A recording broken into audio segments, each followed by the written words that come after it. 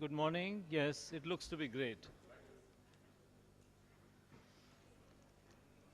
Distinguished ladies and gentlemen, my colleagues, Jairam and Mangala, who have actually done a wonderful job of creating this infrastructure here, and I believe we are grateful to you to have invited us here. And let me begin very quickly. My name is Rohit Baluja. I am heading the Institute of Road Traffic Education, a non-profit organization, and also representing India at the United Nations Road Safety Collaboration. I'm also representing India in my part of Asia at the Commission for Global Road Safety, and have been made responsible for uh, integrating the Decade of Action for Road Safety, not only in India, but our neighboring countries too. We have recently established the College of Traffic Management, which is now going to be inaugurated on 16th of February, and some invitation cards are already there. I'd like to, at this time, also uh, start with a brief presentation on what I think is what India should do for the Decade of Action for Road Safety, and then I will introduce my co-speakers who would also be making presentations and talking to you, and I think it is a very important event.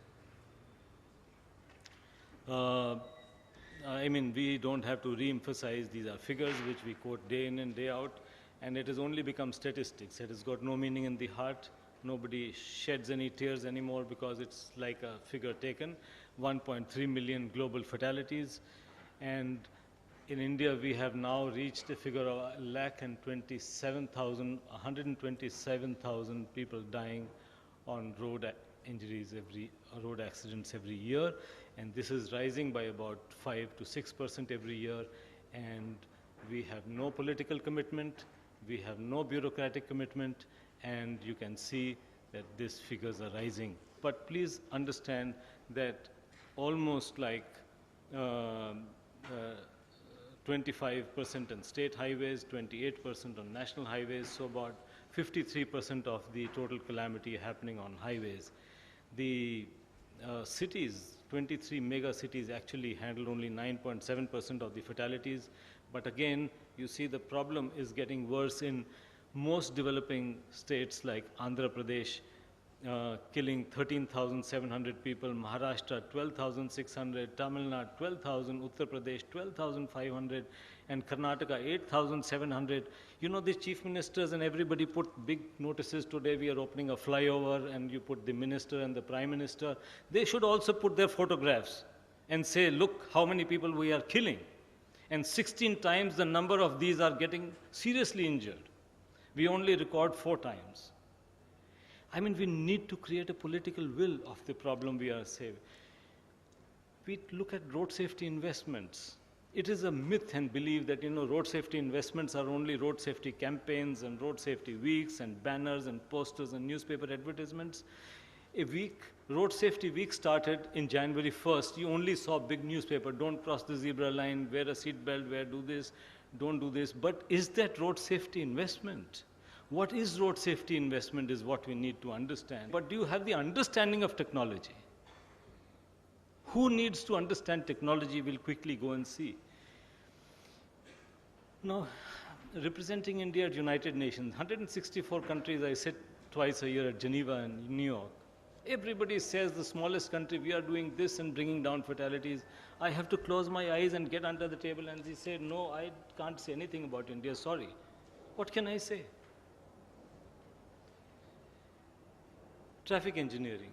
You tell me, where is traffic engineering? You name Bombay, Delhi, where do you find traffic engineering as traffic engineering, what is required? There is chaos. Look at signages put in Delhi on Commonwealth Games. I have challenged and said 80% of these road signages are wrong, 80% of these road markings are wrong, half of the traffic signals are wrong. Who's there to understand? They are the best in the world, but who's there to understand? These signages, stop signs, are absolutely against the principles. Zebra crossings putting near the signals are against the principles. Thick white lines going across are wrong. Signals are wrong. Who do I tell?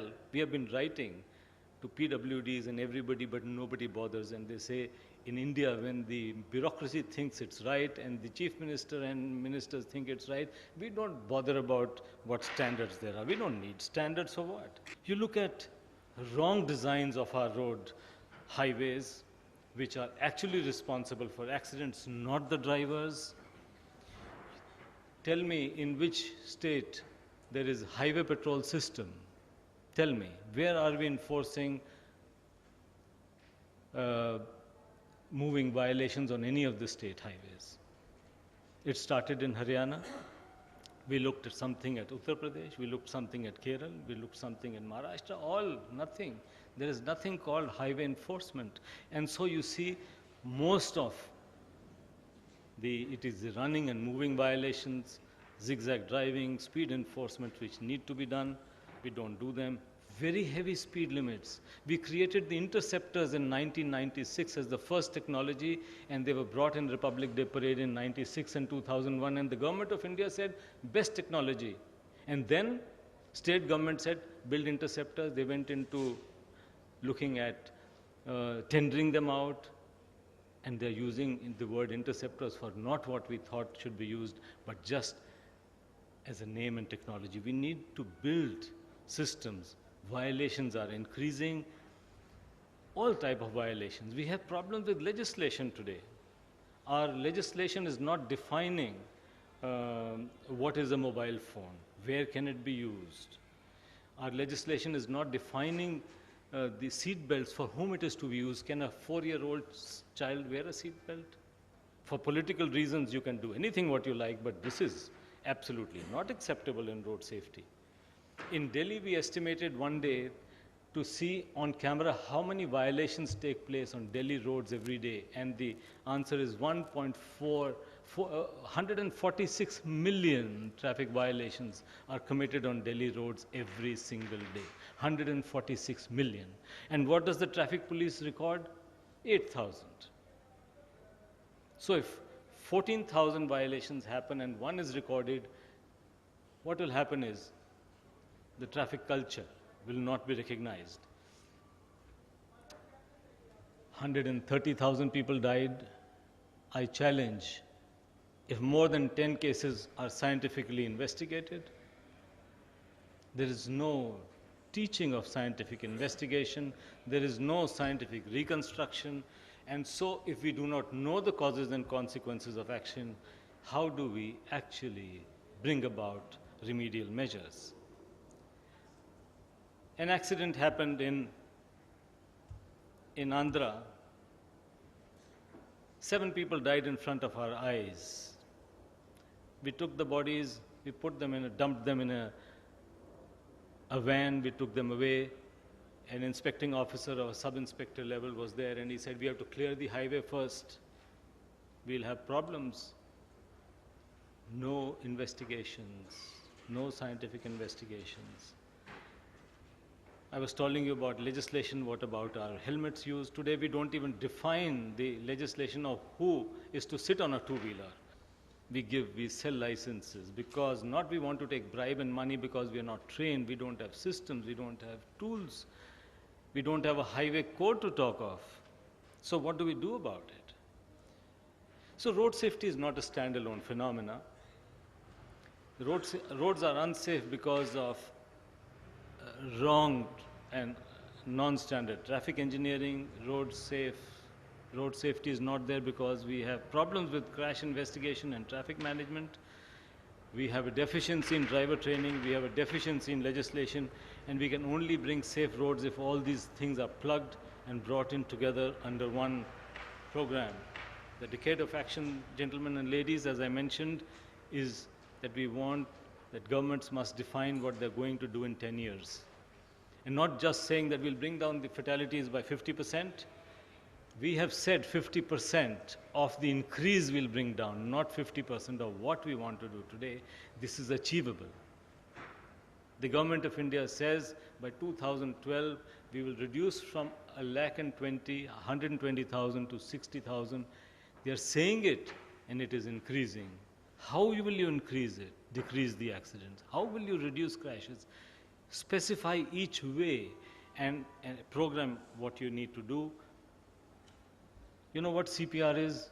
Medical doctors will tell us what CPR is. But for me, CPR is cut-paste research. And this is what we are doing in our country today. You're spending 100 crores in Delhi. Uttar Pradesh will come and spend another 100 crores because we don't talk to each other.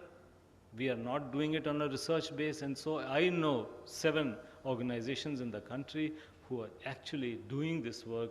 This is not okay. And it is not that they want to do it, because they don't have the systems to do it.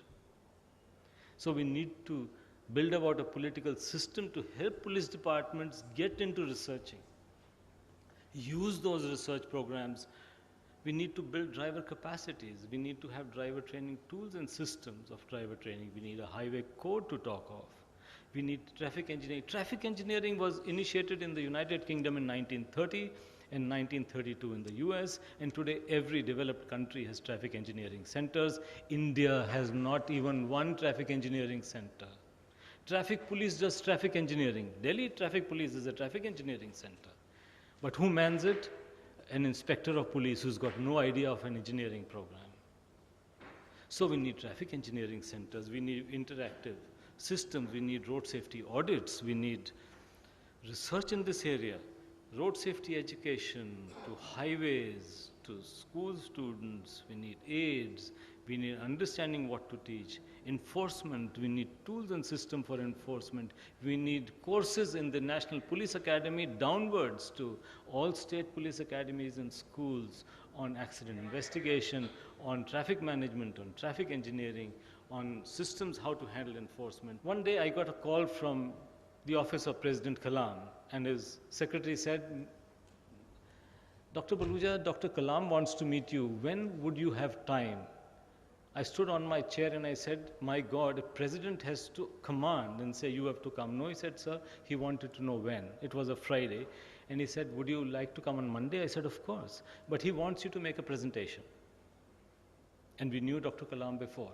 And so I went into his place in his library. 15 minutes I got. He took 1.5 hours. And he says, why are we sitting in that old age? Why can't you change? And I said, it is your government, sir. And I quote from his words what he's written in his book on the vision. If we want to achieve a developed India, we have to learn to get out of this pitiable state of inaction. And all of us are in a pitiable state of inaction. If laws, rules, and procedures have to be changed, this should be done. The Motor Vehicle Act, gentlemen, was amended in 1988. Today, how many, 22 years later, we have the same act, same penalties. We are running from pillar to post, we can't change it. We can make lost time and missed opportunities provided we learn to move fast. We don't have time. Time is what we need to do. We need to think holistically, not in our closed compartments, not sitting there with our egos on it. We need to think holistically, share, learn. And together, this problem can be resolved. Together, we need to do it. And this exhibition today is an eye-opener because it is bringing technology to us. We need to understand how to use this technology. We need to build this technology in India.